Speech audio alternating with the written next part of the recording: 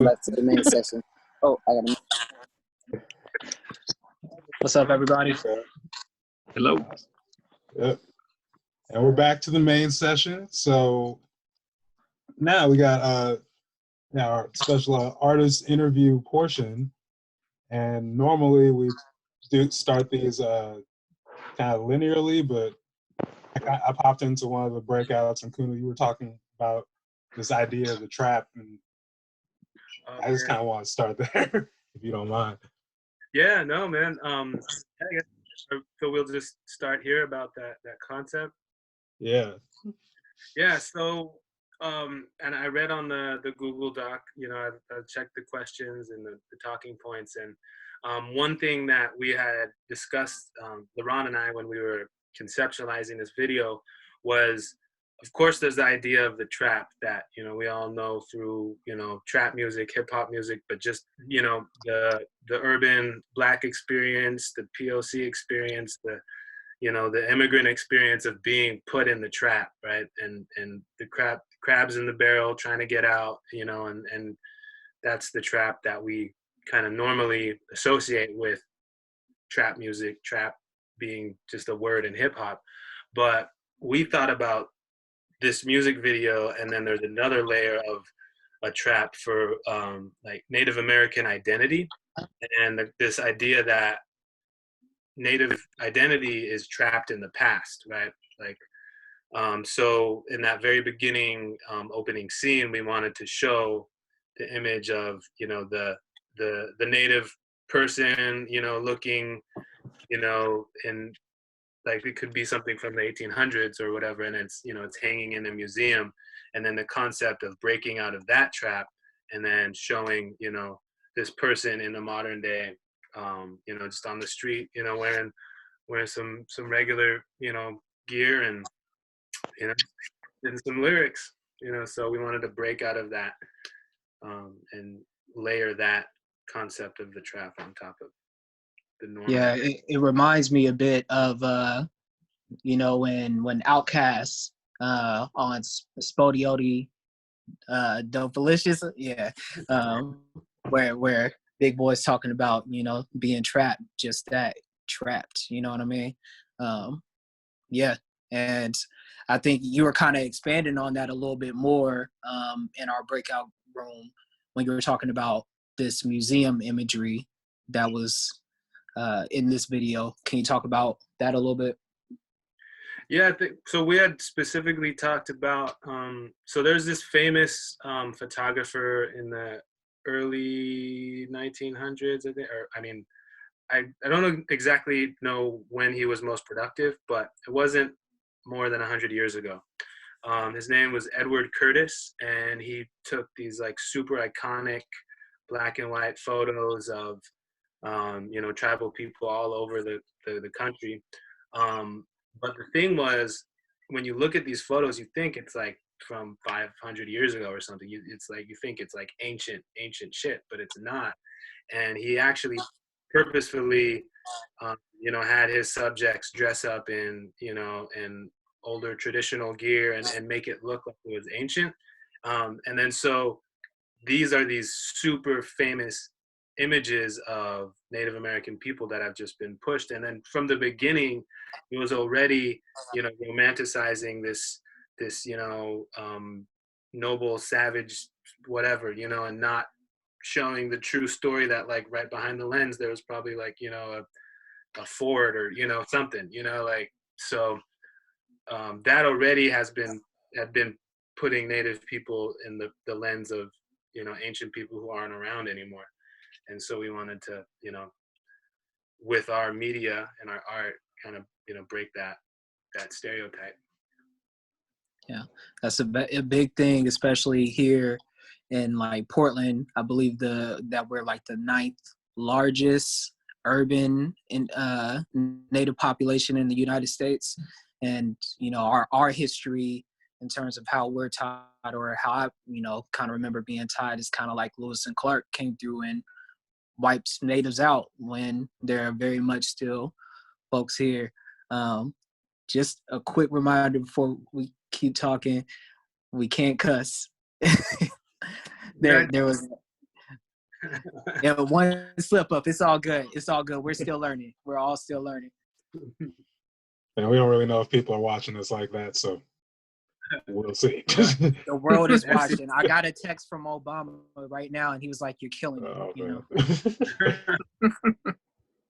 Oh, but I kind of want to back it up a little bit. Can you just talk about like your background as an artist? I was trying to reading up on doing a little bit of research beforehand, and you were born in Eugene. Yeah. Yeah. Yeah. So I guess background of, my, who I am as an artist and creative. Yeah. Born in Eugene, Oregon, raised in New Mexico. So as soon as I finished high school and could move about, on my own, I came back to Oregon to reconnect with some friends and some family. Like I said before, my uncle was there when Burnside started. They were there that night, putting in the first wall. And so some of my first memories are being underneath the Burnside Bridge, watching, the skaters do their thing. And so for me, that was my like closest connection of like, I want to do hip hop. I want to rap. I want to get in, to just an experience that I feel, I could be productive in, and I have connections there.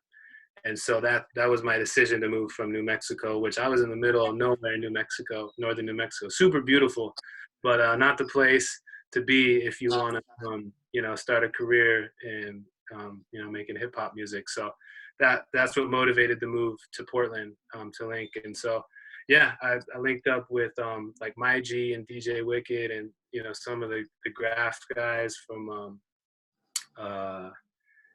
just the Burnside scene, and then kind of from there started getting into shows and just going out to every hip hop show I could go to, just to be a supporter and make connections and link. And about how old are you at this time? I was about like 20. I think I was 21 when I first moved to Portland, and then I was kind of back and forth out of the scene. But yeah, it's been a while, and it just was years of me just supporting and just going and just going to every show I could, and then eventually, being able to get booked.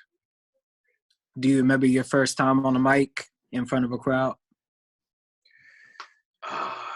Yeah, it was at this bar in Eugene, called John Henry's.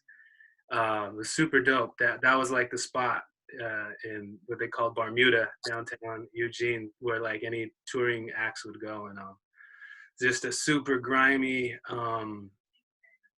dive bar, sticky floors, graffiti everywhere, super, just blacked out paint everywhere, people doing all kinds of whatever, in the back corners of the place. But yeah, they would always hold ciphers, and I remember just jumping up in the cipher after one of the shows and just, I don't know what it was I said, but I got a reaction out of the crowd, and when you get that hit, of like, oh, I just gave this cipher something, the spike of energy, and then after that, it was like, yeah, I was hooked.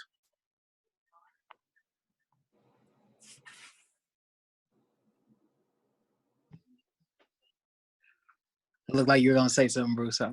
Oh, I was just gonna. You have any specific just musical influences?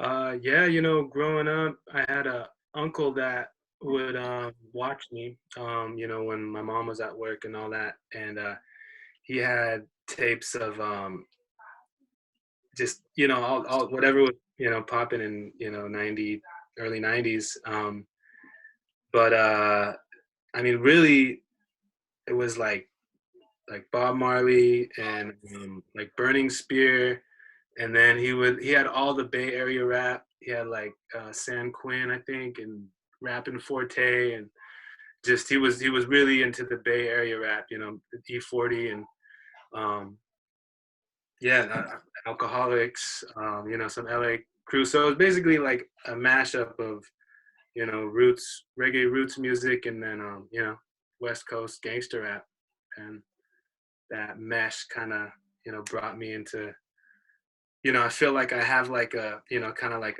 a lyrical style of that, but then my content is more like, roots vibes.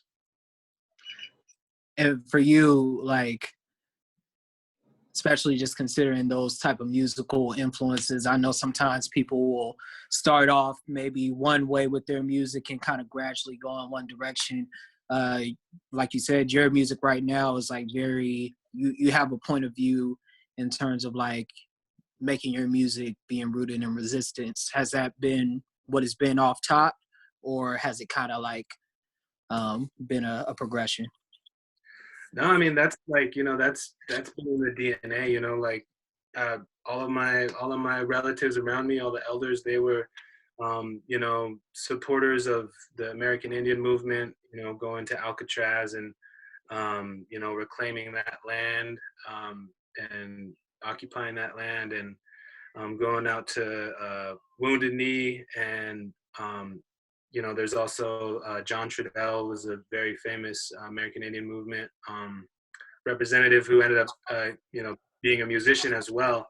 And so all of that was around me growing up. And so, it was these conversations of, of Native resistance, this is what my grandmas were talking about, like what's the next action, like where are we all going to meet up, and it was like there was demonstrations and actions that were taking place back then, but we didn't have like social media, we didn't have the internet, it wasn't like going viral or anything, but that's like what my aunties and uncles and grandparents were doing. They were like, oh, we're getting called to South Dakota because another Indian got murdered, so we got to go stand and do a prayer fire or something, so that was just in my environment all the time. So it was just naturally that's what I'm gonna speak about.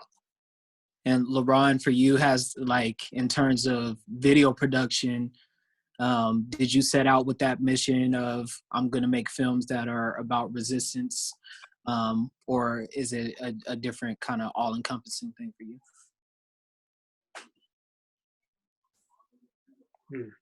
You're on mute. You're on mute. Yeah. I'm all going off. So it's kind of it's just kind of in our roots generally, just and with anything that we do, it's kind of in our DNA. So when I work on music videos or work on short films, I just want to push the Native narrative. There's so many original stories that need to be told, and I think that told by Native artists as well. And I think that the more of us that come out with quality work, the more that our stories will be seen. Simple as that sounds, that's what needs to happen. Yeah, and I've seen that you made some short films or a short film about missing Indigenous women, and this is a crazy amount of women who are Indigenous that are being who are just coming up missing. And that's not for no reason. Do you want to talk about that at all? It's a very tough subject, but I want to say that at the time that I made it, I wanted to be a part of the movement, and I wanted to help as much as I could. There's a lot of politics behind that, and it just comes down to what our reservations are doing or what our Native nations are doing to help out with that. There's task force being made and everything, and I think in Canada, it's way worse in Canada, but the numbers are getting crazy in America as well. I don't know the current numbers because that film was made, I want to say like maybe 3 years ago. It was sorry, what were you saying, Kunu? It was 2016, right? Yeah. Oh, yeah. But it's a very tough subject, but I definitely wanted to, I wanted to help with what I could, being a Native filmmaker. Yeah, and so you said it was in your blood. Kunu was talking about just kind of having it in the household in terms of like having family that was basically down the ride at any given moment. For you, did you have that kind of family structure or influences around you, or how did that come to play for yourself? Yeah, so just growing up on the reservation, I grew up in a very poor household, and then I grew up in a middle class household, and I didn't grow up with my parents. So it's kind of like I want to say I was like a foster kid, but I live with my family still. I live with my uncle, my aunties, and my grandparents. So it's kind of a, you know, learn by yourself kind of a thing. You know, like I learned a lot of different things from my auntie, my uncle, my grandparents, and I just kind of took it with myself, and very, I would say resilient, resistant and resilient. Rebellious as well, though. Yeah. And are you Oregon bred? Oh yeah, I'm from Central Oregon, from Warm Springs. So can you talk about how you and Kunu come together?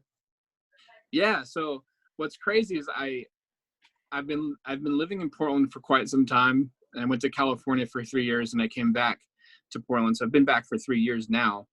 And when I came back, my producer Isaac Trimble, who's helped me make all kinds of crazy videos and short films, and music videos, he connected me with Kunu. I guess he met Kunu at some kind of a Sundance. You know, it was a native gathering. But he's like, "Yo, there's this guy that you got to work with, man. Like, he sounds really good. You know, he's really talented." And I was like, "Who is this guy? I keep hearing his name." You know, he's like, "Yeah, he's doing film. He does film work too." And I was like, "There's another native out here doing film work." I was like, "All right, we got to connect." You know, there's only a handful of natives doing film work. You know, and it's always nice to meet somebody else that's doing the same thing that you're doing. And then once me and Kunu first collaborated was with our video So Precious. If you guys want to check that video, it's a really good video too. I was like, wow, this guy's really talented. I joke with him sometimes because I tell him he has like a Macklemore sound, like a native Macklemore. I'm just joking, Kunu, I'm joking. No, but I think out of all the native artists that I hear, he's one of the most talented, period. And I think his craft is just evolving. And I'm definitely proud to work with him. That's dope. I appreciate that, bro. And you know, the same for me. I had been hearing about LaRonn and Isaac for years too, because I went to PCC for video production. I went through their program there, and everyone that I was like, "Oh, you're a native guy. You do film. You do music." Link with Isaac and LaRonn and Isaac, and yeah, LaRonn you went to what was it? The art school you went to? Oh yeah, the Art Institute of Portland. Right. And so yeah, he had been productive in the film world for several years before me.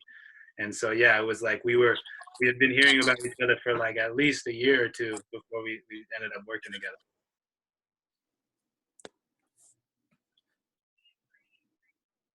So yeah, we like to just go ahead and open it up to audience questions.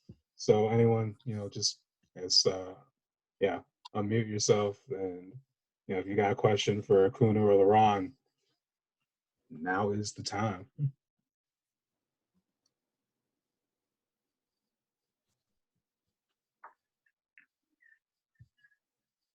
Yeah, I was just curious where the outside shots were in that video. Yeah, that that location was Tattoo 34 on 34th and Hawthorne, and my cousin and his wife own that tattoo shop, and he's native and black, and she is native. She's from the Hoopa people in Northern California, and my cousin is Wampanoag from Mashpee, and they're actually the tribe that is Donald Trump and his douchers are trying to take away their land and their status as a federally recognized tribe. So yeah, that's his tribe that they're that he's from, and that's their tattoo shop. Nice, thank you.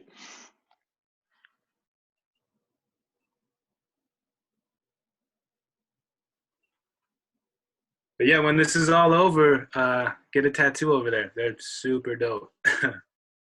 Are any of yours from there? Yeah, most of them got some work there. LaRonn's hand. I'm not showing my hand. Well, it's a cover up. It's a cover up. All right. They used to be something crazy there, but yeah. What's up, Mac? I see you just got on. So, other audience questions? Sorry. Oh, Max audio is still loading up.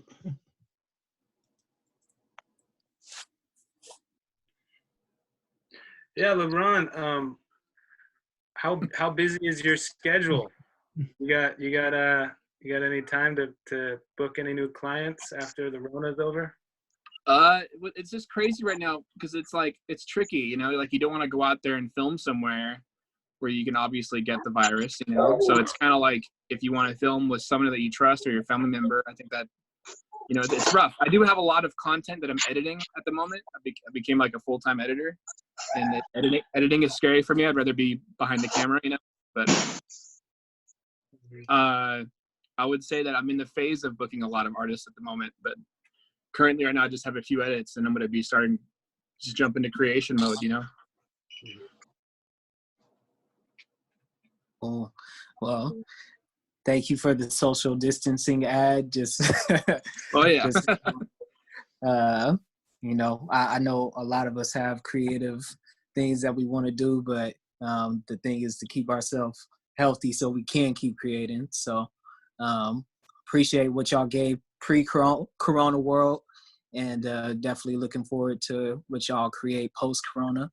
And we're gonna close this part out, and hope y'all can stay for the other two videos that we're gonna be diving into for the rest of the night.